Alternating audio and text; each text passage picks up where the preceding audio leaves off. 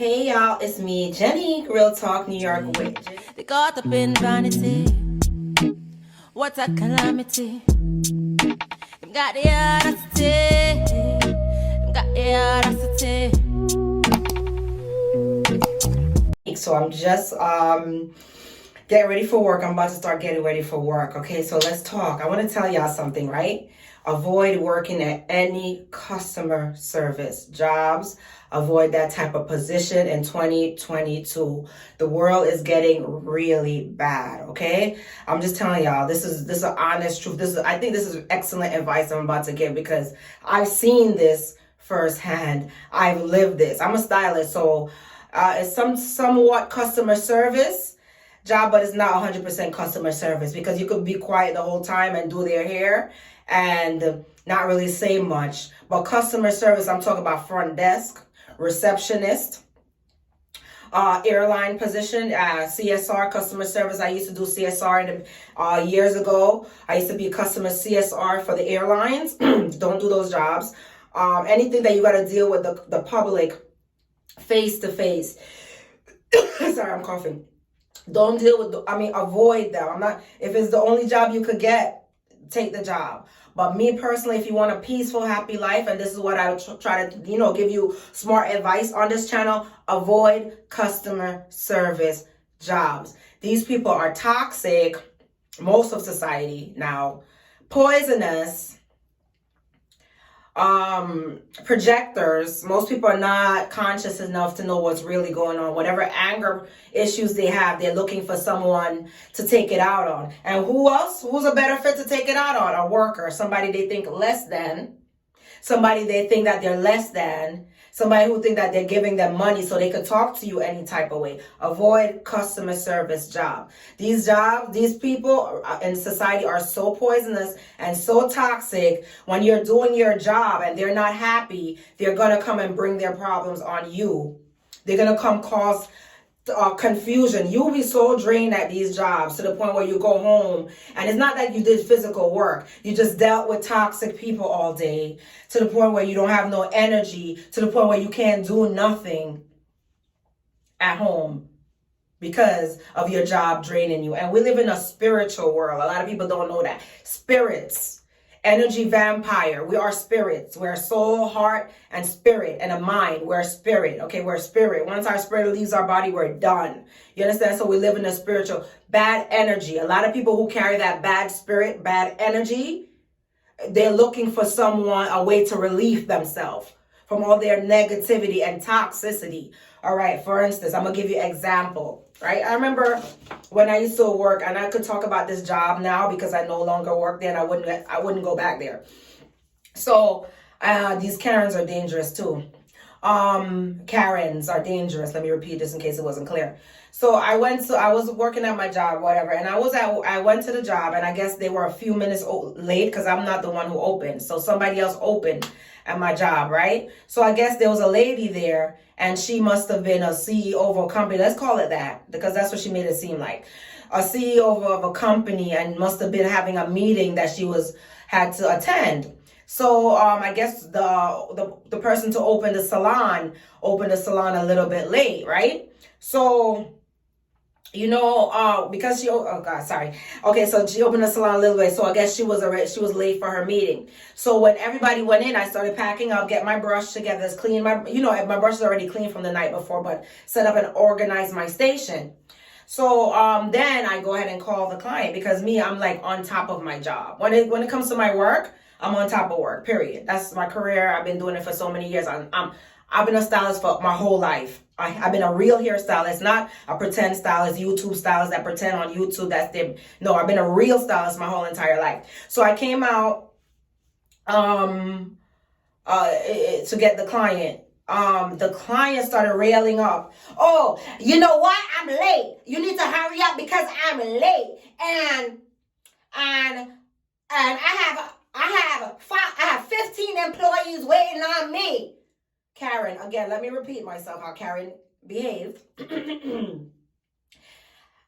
need to hurry up. I'm late. I have 15 employees waiting on me. A white woman, I guess white privileged. I think she thought she was privileged at that moment.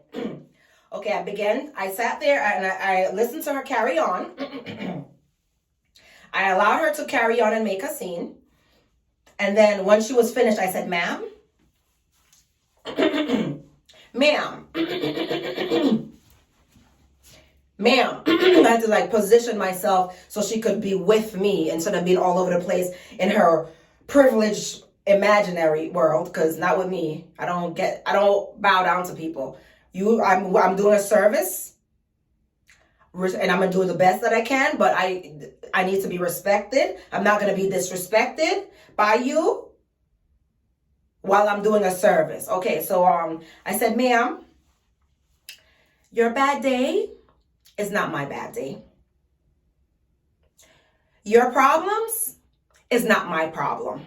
And I gently said that to her in a respectful manner so that she could understand that she's barking up the wrong person and I will report her to the police. Karen, don't be afraid to call the police right away on them when they're acting irate. So I went in the back because some of these companies encourage Karens to carry on and write their lies, letters, carry on and just be out of control. And I went in the back and I said, ma'am, after I said, ma'am, your problems are not my problems. Your bad day is not my bad day. Because guess what? I came out, and I didn't say it. That's all I said to her. Because I came out my bed to have a wonderful day.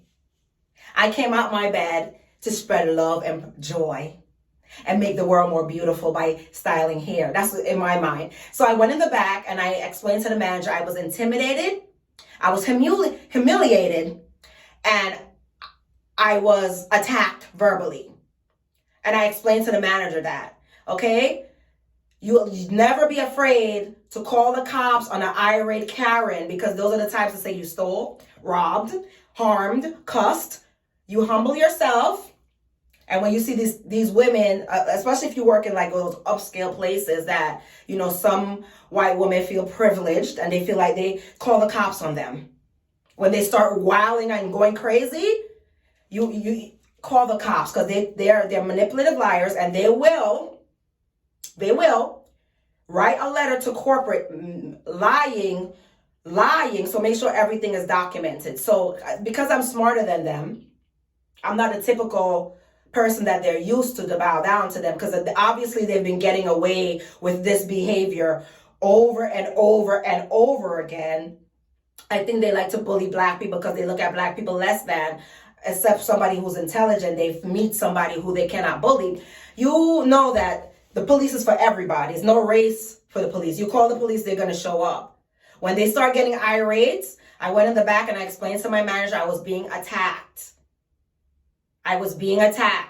She came in the job. I was shocked. I don't know who she thought she was dealing with. Maybe you deal with somebody else, not me. She got the wrong one that day. And you know what? I got 15 employees waiting on me. Like, that's my problem. I had to let her know, ma'am, your bad day is not my bad day. Your problems are not my problems. And then I walked in the back and explained to the manager that I was being attacked.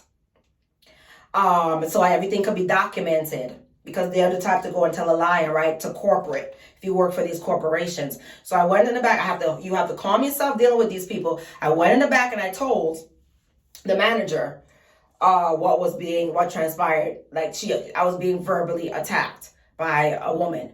And that's it. Customer service job is very difficult, especially when people feel like they're entitled, they're better than. It's a very draining. Oh my God, that situation. I love the way I handled that situation though. You don't argue with these devils. You say, okay, ma'am, no problem. And if they start wilding up, because this 2020 is wild. You never know what these people are going to start doing. That's why dealing with the public is very hard. There's a lot of drugs out there. A lot of people are on drugs. A lot of people have mental illness. You don't know what they're capable of, okay? You could be doing your job at this company and telling them the rules that is against company policy, and they could attack you.